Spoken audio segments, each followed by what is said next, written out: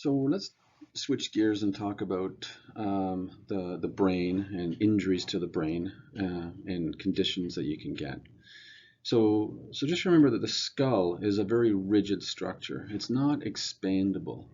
Okay, it's a fixed amount of space, except in children where they have sutures and fontanelles, and there's a bit of room to expand if there if something took up more space the within the skull. So in general, your brain tissue takes up about 80% of the space within the skull. The blood takes up about 10%, the arteries and the veins, and the cerebrospinal fluid that your brain is floating within takes up about 10%. And the cerebrospinal fluid is a nice buffer, right? So if you knock your head, you have a bit of a cushion because there's fluid around your brain.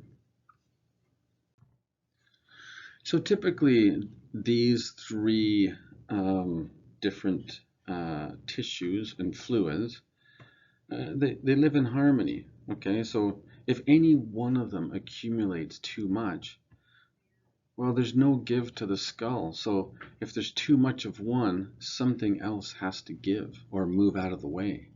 And that's the problem with conditions within the skull, that something else has to move. So for example, if you developed too much brain tissue or swelling of the brain, well, the blood is either going to have to move out of the way or the cerebrospinal fluid is going to have to move out of the way, but there's very little give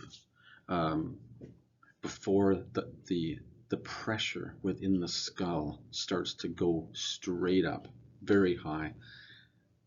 Because as soon as the volume of any one of these three tissues increases, there's a bit of give, and then suddenly there's no give in terms of to fill the space, and the pressure, the intracranial pressure goes up quickly, and that's a big problem.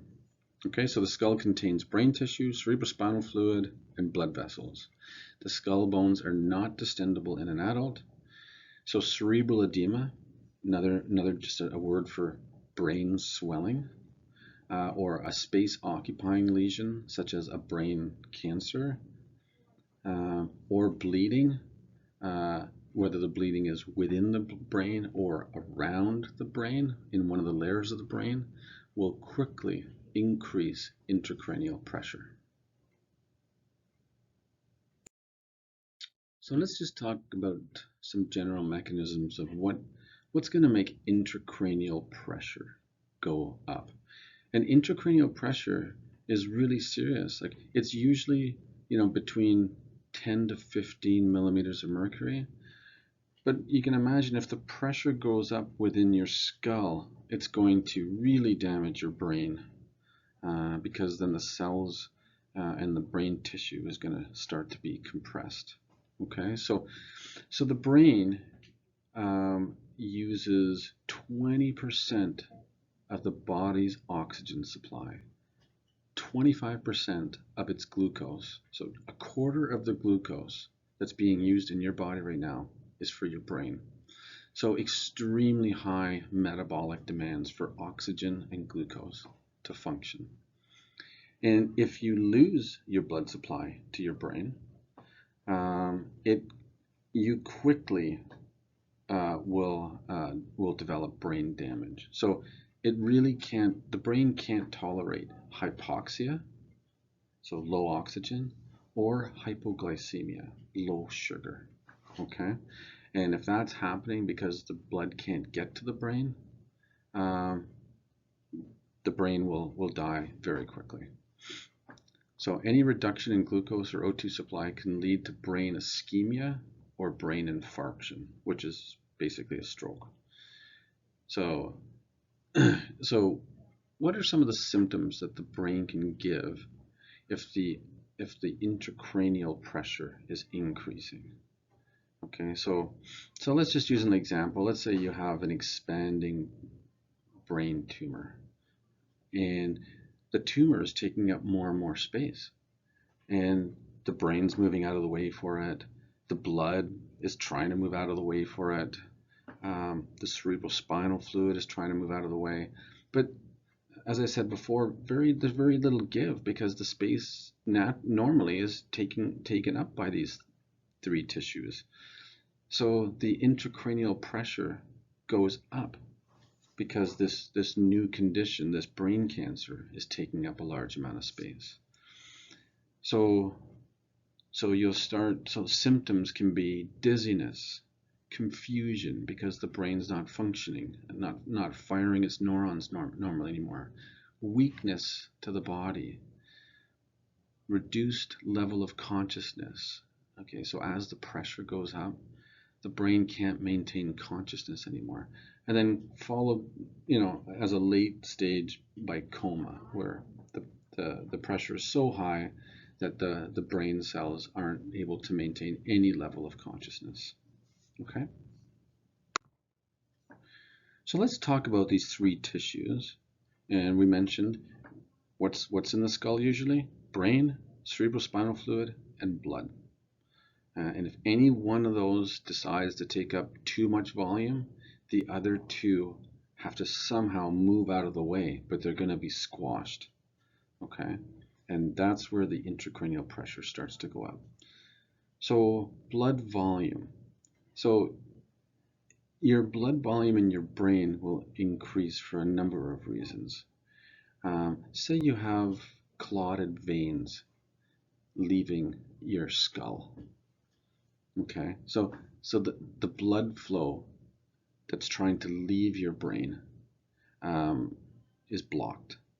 Well, that's going to increase blood volume in your brain because the veins have clots in them, and there are conditions that can cause that.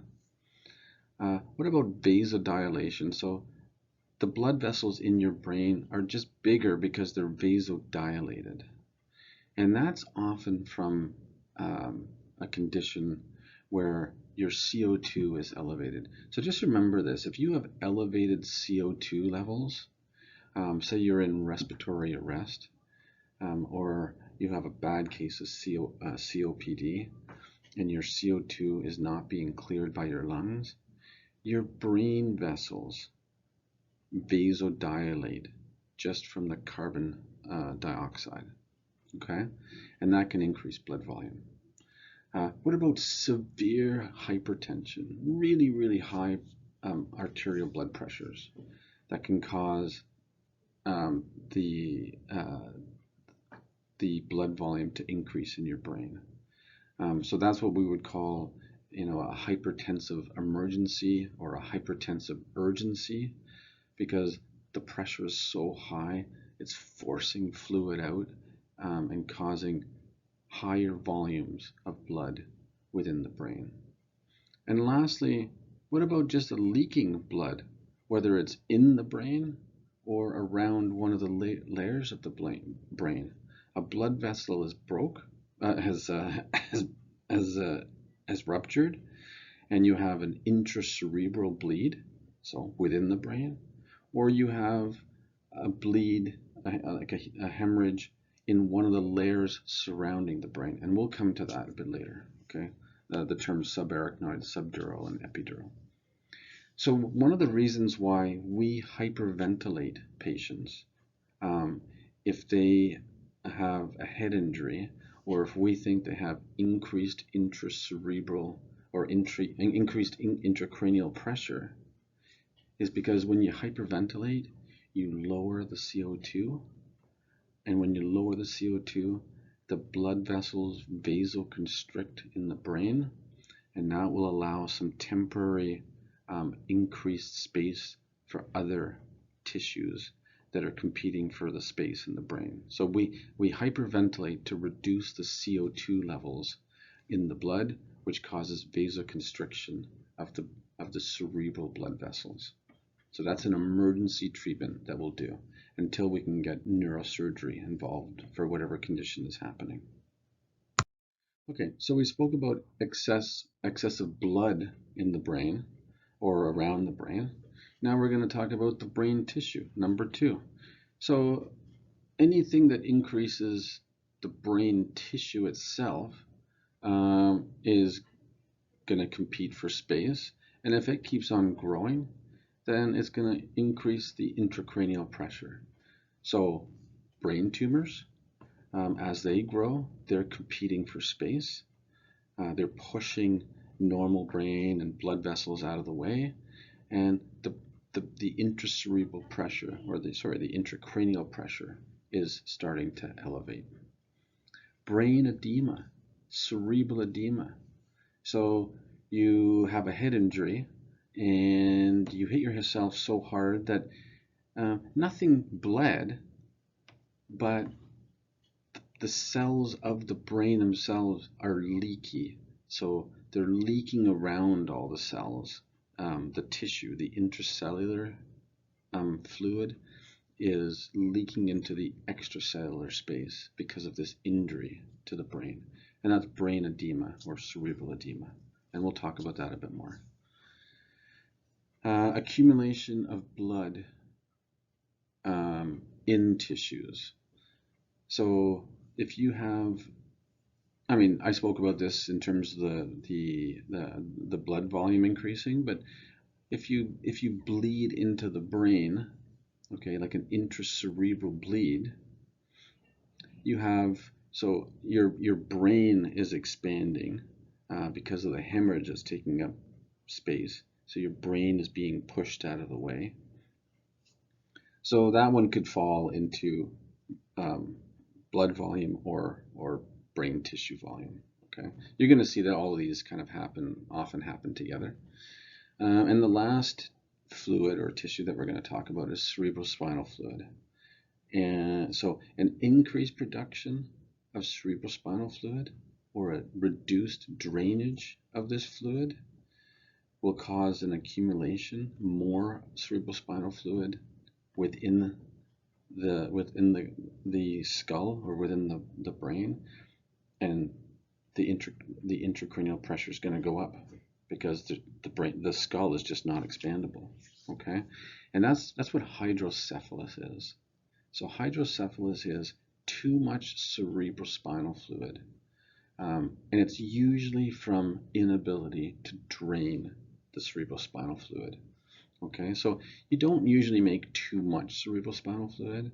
Usually the problem is the drainage system to get the cerebrospinal fluid out of the brain is the problem.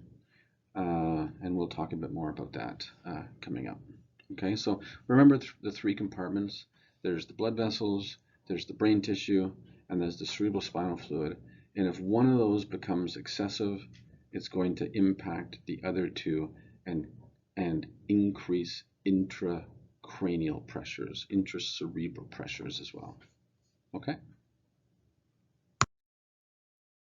Okay, so we're on a pathophysiology slide. I have no idea why they're numbered 3, 5, 7, and 9. I did notice that before. I thought the slide was informative, so I ignored the numbers. So it's the same thing. So what causes pressure within the skull? So if I was to put a probe through your skull into your brain, and I can see that the pressure within the brain is beyond 10 to 15, then we know there's increased ICP. So look at the first one, a mass effect. So there's just an extra mass in there. So whether it's a brain tumor or you've had a stroke, an infarction with surrounding cellular edema, the cells have died, so they're releasing all their fluid around the stroke. That's cerebral edema. Whether you have a bruised brain from an injury, that's a contusion. Or you have a bleed around the brain that we'll get into in a minute called a subdural or an epidural hematoma. A blood collection is a hematoma. Or an abscess, which is a collection of pus. That's not very good. Well, none of these are good, but a collection of pus in the brain, which is a cerebral abscess. Well, that's taking up space too. So anything that takes up extra space. The next one, generalized brain swelling. That's just cerebral edema. So there's a whole bunch of conditions that can lead to that can cause your neurons, your cells in the brain, to be leaky. And when they're leaky, they're giving fluid out to the extracellular space, and they're causing just a generalized brain swelling called cerebral edema. Okay.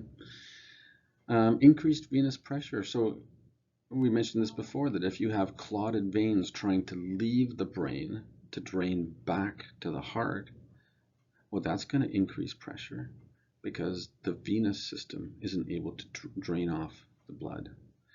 And then, of course, if you have obstruction of the cerebrospinal fluid. So the cerebrospinal fluid is made within the brain compartment, because the inside of the brain is actually hollow. It has ventricles and it has canals inside the brain, and the cerebrospinal fluid is actually made within the brain, in the canals, and then it drains or it leaves that area and fills the brain with fluid that then also go around the spinal cord and around the brain to act as a cushion, protection of the brain with movements. So if there's obstruction of flow of cerebral spinal fluid, like say it can't leave the brain or it can't leave the spinal cord, then it'll continue to be made, and then the inside of the brain will accumulate more and more cerebrospinal fluid until the brain starts to be squashed against the inside of the skull. Okay, and we'll talk about that a bit later. But so obstruction of CSF flow is where you just can't drain off the CSF fluid, but it continues to be made. So what are some symptoms of just increased intracranial pressure from anything? Whether you've fallen off a ladder and hit your head, or there's a brain tumor that's increasing intracerebral pressure, or there's been a brain bleed, like a hematoma that's formed from a ruptured vessel, and just the pressure is going up in the brain. So initially, well, makes sense, you have a headache. The vomiting center is exquisitely sensitive to increased ICP. So typically, headache, nausea, and vomiting. And as it progresses, as the pressure goes higher and higher, you're going to have difficulty walking. You're going to have difficulty talking. You're going to be confused because more and more brain tissue is not functioning. You might have double vision. So when someone comes to the hospital after a head injury, what we want to know is, we do ask them if they have a headache, but everyone who's had a head injury has a headache, so that's not going to help very much. But we really want to know that, okay, so you fell off a ladder. Are they vomiting? Because vomiting is one of the initial symptoms of increased intracranial pressure. So we often get very concerned if someone is persistently vomiting. Let's go a bit further down, later findings. So the pupils don't respond when you shine light in them. So fixed pupils. So you put the light in the pupil, but it doesn't constrict as you would expect it to. Seizures. Okay, these are starting to get to be very serious and late findings of higher and higher intracranial pressure. Cushing's triad is really almost a terminal symptom. It's where the brain is being compressed so badly that even autonomic functions are starting to stop.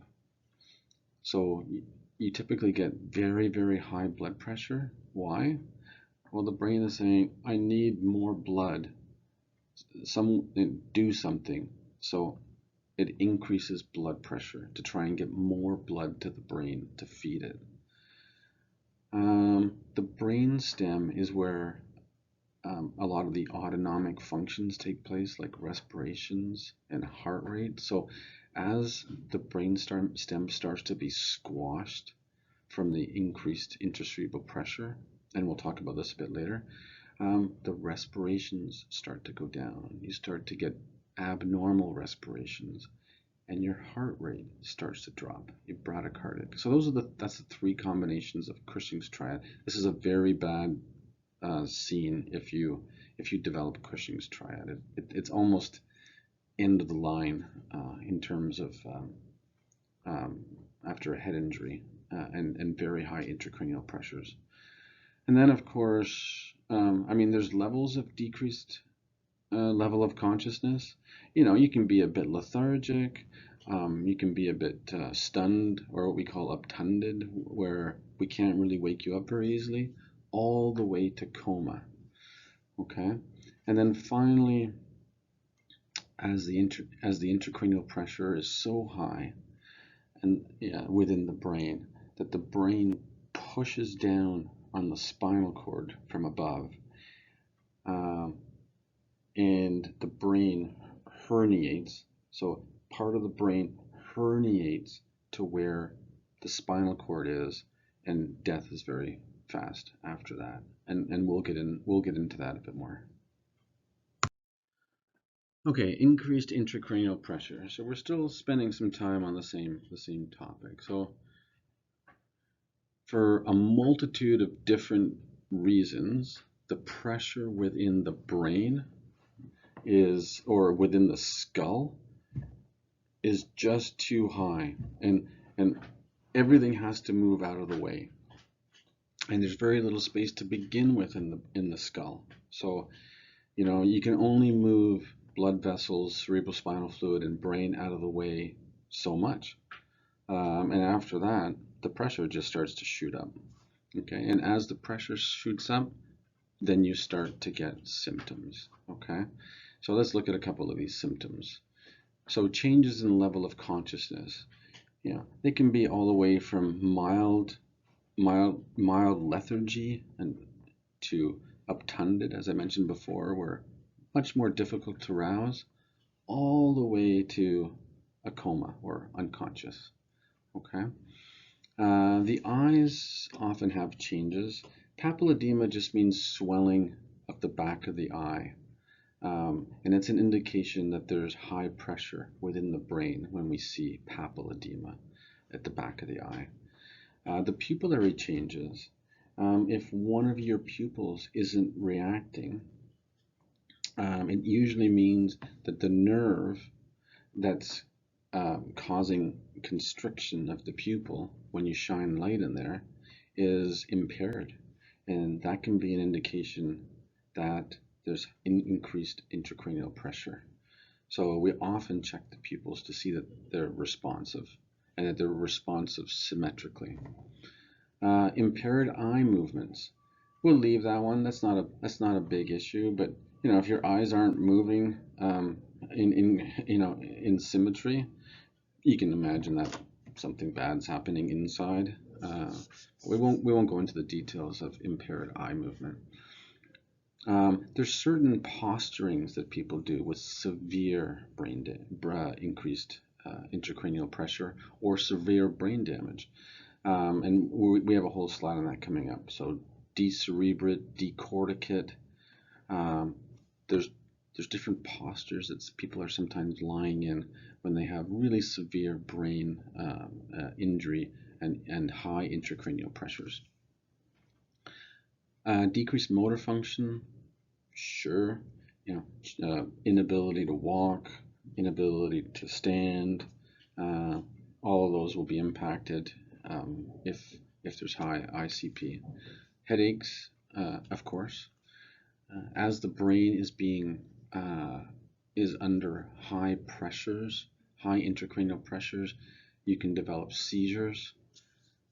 We went into seizures before, so abnormal neuronal discharge, like abnormal electrical discharge from the neurons. We spoke about Cushing's triad as a kind of a last-ditch effort to increase blood pressure from the brain, but the brainstem is being squashed as the cerebral cortex, as the top of the brain is being squashed downwards to the brainstem. The autonomic system is starting to be affected, so pulse, so bradycardia, really abnormal respirations, and high blood pressure, high pressure blood pressure, is called Cushing's triad. Persistent vomiting is a sign of potential increased intracranial pressure after a head injury. Changes in speech, sure. If you have increased ICP, you may have difficulty in the speech center. In infants, I mentioned before that they have a bit more give to their skull, so they can open up a bit, not much, but they could have bulging fontanelles to try and get some of that pressure away. Their sutures are still open so that they could separate a bit.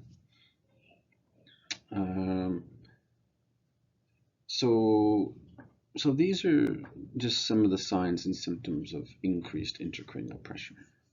It has to be in the right setting, right? It's typically with someone who's had a head injury or an accident, or they have a brain tumor, or they've had a hemorrhage into the brain. So let's talk about hydrocephalus. And hydrocephalus is really specific to cerebral spinal fluid. It's got nothing to do with a brain hemorrhage or a hematoma. It's really about too much cerebral spinal fluid within the brain or floating around the brain. So cerebral spinal fluid is made within one of the canals of the brain called, and the area is called the choroid plexus, within the ventricle inside the brain. Because I think I told you before, the inside of the brain has ventricles, canals. Okay, and then it flows within these canals inside the brain, and then down. It goes down, and then it flows within the spinal cord, and it has the ability to leave in certain areas to also surround the brain and the spinal cord with cerebrospinal fluid. So it can act as a cushion for the brain because it's floating within cerebrospinal fluid, and so is the spinal cord a bit. And that's why we can actually do a lumbar puncture and take some cerebrospinal fluid from somebody to analyze it for certain conditions. So hydrocephalus is typically an abnormal drainage. It's an obstruction somewhere in the system, and usually it's in infants, or it's congenital. You're born with this obstruction, and that is the reason why when children come to clinics, we always check for head circumference, because we have charts where we know the average head circumference of infants. And if it's too big, if their head is too big, or we notice on a certain visit that it's really grown in size, then we will suspect hydrocephalus. Okay, so that's the reason why infants get their heads checked with every visit, the circumference of their head. And so there is a good treatment.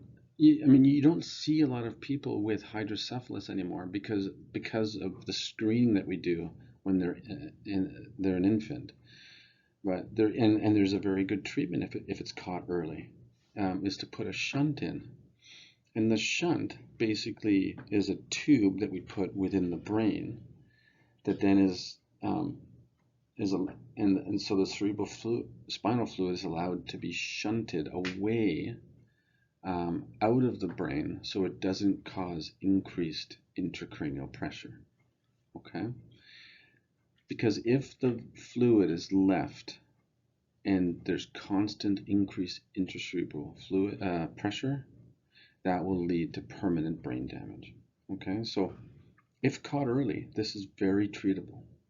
And that is the reason for doing head circumference every 2 months as an infant when they're coming in for their immunizations.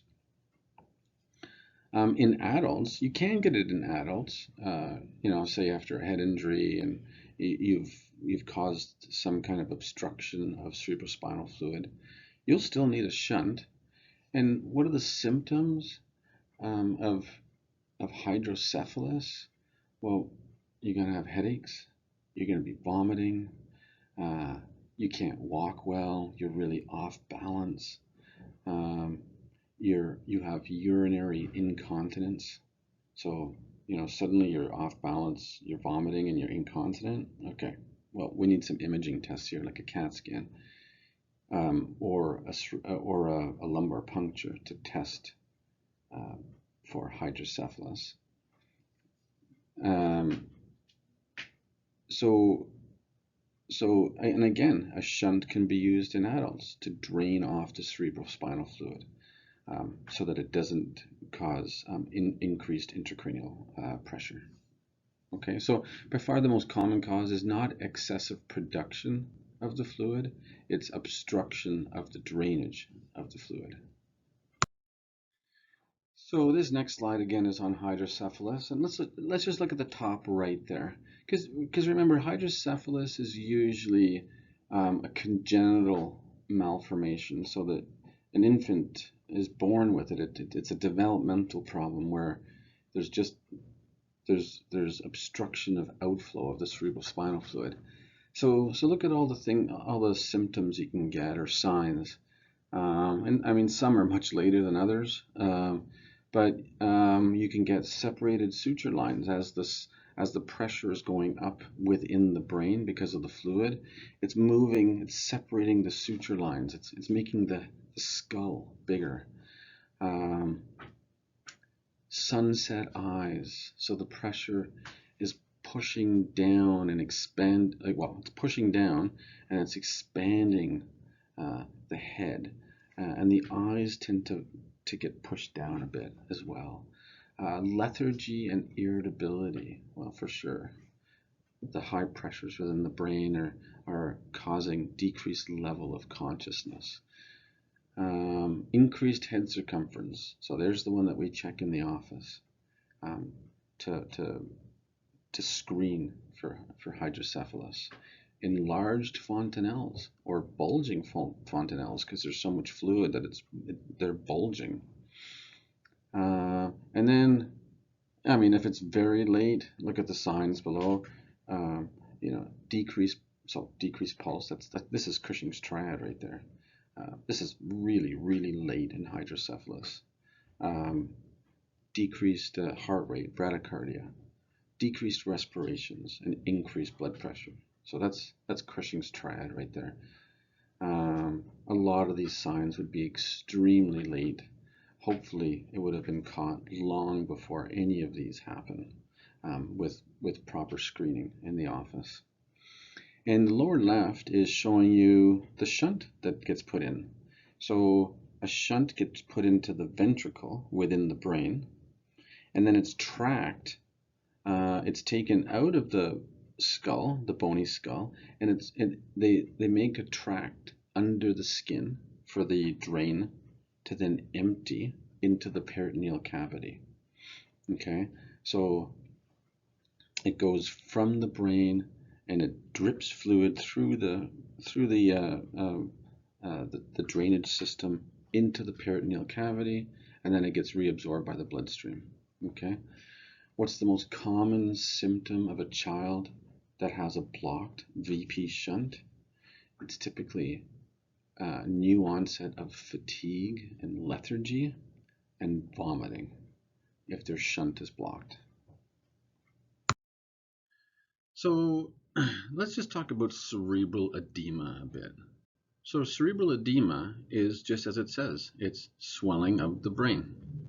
And it's typically from leaky blood vessels that are within the brain that are just allowing the fluid from the blood vessels to leak into the extracellular space, or the cells themselves of the brain are just dying and they're leaking. Okay, so intracellular leakage that goes into the space around the cells, or leaky blood vessels, and either one can cause cerebral edema and increase the intracranial pressure.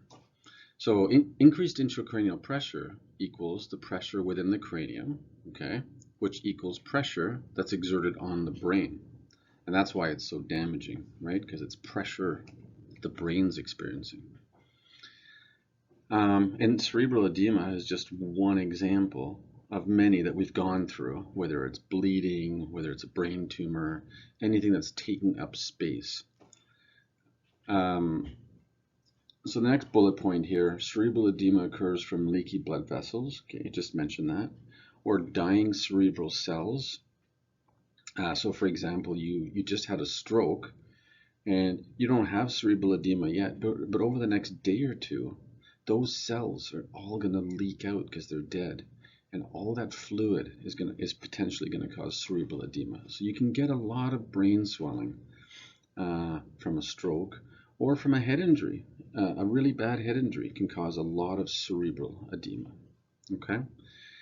And something has to give. If the brain is swollen, something has to move out of the way, whether it's blood vessels, cerebrospinal fluid, or the brain just has to expand somewhere, and it expands downwards to the spinal, to the brain stem, and compresses it. Okay, and that's called herniation, and that's really a late stage of cerebral edema, and that's what we fear with severe cerebral edema, that you're going to herniate into the brain stem, and that's pretty close to heading towards coma and then death. Okay, so cerebral edema equals brain edema, which is excessive fluid within the interstitial compartments usually. So all the fluid around the cells. Okay, so what can cause cerebral edema is just some categories. Okay, so we're thinking, okay, there's just more fluid all around the neurons of the brain. So it's not a hemorrhage. It's not. It's just interstitial fluid, or extracellular fluid. Okay, so an increase in a leaky blood-brain barrier. So that would be called vasogenic edema. So the blood-brain barrier is very leaky, and it's allowing more and more fluid to leak all into the interstitial space around the cells. And what can cause that? Well, as I mentioned before, a stroke can cause it because the cells are dead, the blood vessels within the area are dead, and just everything is leaking into the area. A really bad trauma where you've hit your head after a car accident, and then nothing is bled, but the blood vessels are a bit leaky of fluid. The cells have been injured, so they're leaking fluid into the interstitial fluid, causing cerebral edema. Severe hypertension, a hypertensive emergency, can force fluid into the extracellular compartments, the interstitial fluid, and cause vasogenic edema. So remember, these three often go together, especially the first two, vasogenic edema. Okay, that's from the blood vessels. And cytotoxic edema just means, okay, the brain cells have died, and all the fluid that was within the brain cells, the neurons, have now leaked out. So in a stroke, that's exactly what happens. In cardiac arrest, where you have lack of oxygen to the brain for potentially much longer than the brain can survive, and we get the heartbeat back, and we get a blood pressure back, but we don't get return of brain function.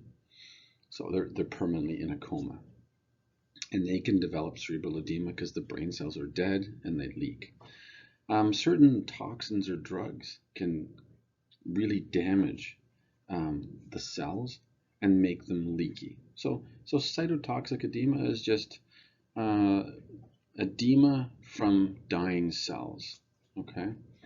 Another good example of that is, how about you have a brain cancer, and all around the brain cancer there's edema because there's so much inflammation and dying normal cells around the brain cancer causing edema. So now you have two issues. You got the brain cancer that's taking up space, and you've got the edema, the cerebral edema around the brain cancer.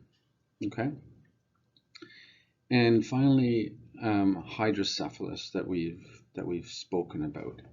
I mean, you can imagine if you can't get the cerebrospinal fluid out of the ventricles and the canals within your brain, then it's going to gradually push. It's going to create a lot of pressure within the brain and push the brain against the inner skull, and it's going to force a lot of fluid to go between all the cells, all the neurons. Okay, so these are just categories of cerebral edema. I think remembering that cerebral edema itself, what it means is just fluid between the cells of the brain. Here's a slide just reminding you of Cushing's triad. Again, late finding with high intracranial pressures. So bradycardia, hypertension, and bradypnea is decreased respirations. Just remember the term. It really means that there's severe elevation of the intracranial pressure.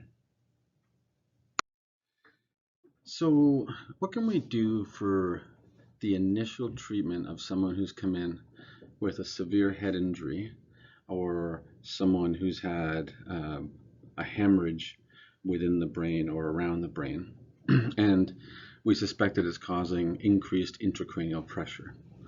So, I mean, you know, in ICUs and neurosurgical units, they can monitor intracranial pressure with the transducer that goes into the ventricle of the brain, and that gives second-to-second pressure monitoring. But in the emergency room or initially in the ICU, we do a few things.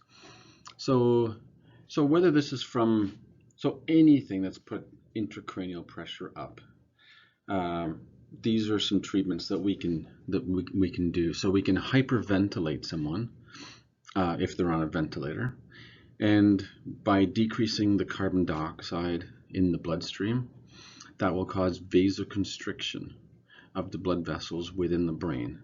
So very temporary, but that'll make a bit more space in the brain. We can use hypertonic saline or mannitol, and we give one of these, hypertonic saline or mannitol, to pull fluid out of the brain, out of the extracellular space, and into the intravascular space for it to flow away from the brain, and then hopefully reducing intracranial pressure and cerebral edema. And of course, surgery. So if there's something that can be done surgically, for example, draining a hematoma, relieving pressure from some kind of a hemorrhage, brain surgery for certain brain cancers, that's always an option too. So I remember the first three. So hyperventilation, hypertonic saline, or mannitol. And these are really for emergent increased intracranial pressure.